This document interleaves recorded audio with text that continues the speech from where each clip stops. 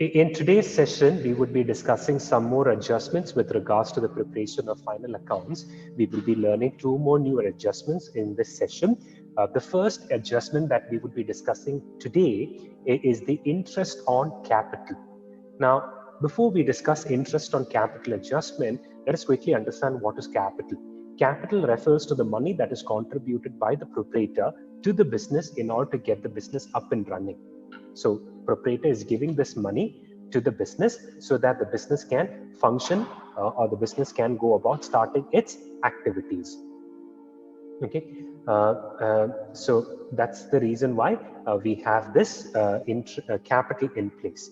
Now, interest on capital refers to the interest that is paid by the business to the proprietor. Okay, it refers to the capital, it refers to the interest that the business is paying to the proprietor. So the proprietor is contributing capital. In return, the business is paying the proprietor some interest. That is what is meant by interest on capital. So interest on capital is an expense for the business, and for a proprietor, it is an income. Okay, so let's have a quick discussion with regards to this. Interest on capital refers to the interest charges that is paid by the business to the proprietor for contributing capital. So here, one important thumb rule that we have to remember is the business is paying the interest to the proprietor. I repeat, in the case of interest on capital, the business is paying this interest amount to the proprietor. So there are two treatments for this. The first treatment is that it is treated, since it is given as an adjustment, we will have to treat it twice.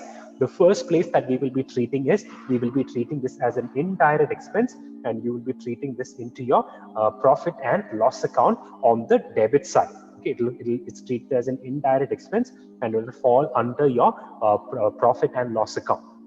The second place that where you will be treating this is in your balance sheet. You will be treating this under the capital. Okay, you will be treating this under capital. So as a part of the capital section, you would be coming across interest on capital.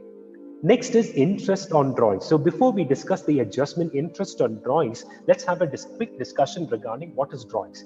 Drawings refers to the money taken by the proprietor for his personal use. Okay, the proprietor is taking some amount of money out from the business for personal use. So drawing is technically the business's money. The proprietor is expected to pay this money back to the business. Now, so for borrowing this money from the business, the proprietor is expected to pay some interest.